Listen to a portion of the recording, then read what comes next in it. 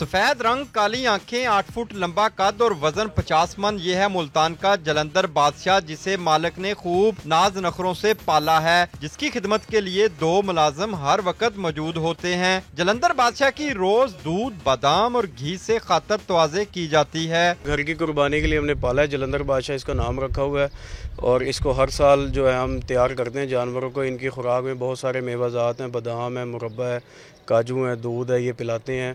और माशाल्लाह इसकी हाइट इस वक्त तकरीबन 8.25 फुट हाइट है इसकी। ये जलंधर बादशाह इसका नाम रखा हुआ है और इंशाल्लाह अल्लाह की राह में कुर्बान करेंगे। जलंधर बादशाह के शहर भर में भी खूब चर्चे हैं। शहरी दूर दूर से इसको देखने के लिए बाड़े का रुख करते हैं और बादशाह के साथ खूब सेल्फियां भी बनाते हैं। बहुत प्यारा जानवर है मुल्तान का जलंधर बादशाह, बहुत दूर से इसको देखने आए। बहुत प्यारा जानवर है, इतना प्यारा जानवर आज तक नहीं देखा। बहुत अच्छा है माशाल्लाह, बहुत प्यारा जानवर है। मुल्तान शहर में बहुत सारे जानवर है, लोगों ने बड़े अच्छे अच्छे जानवर रखे हुए हैं, लेकिन इतनी हाइट वाला जानवर कोई भी नहीं है, तो ये शहर का सबसे ऊंचा जानवर है।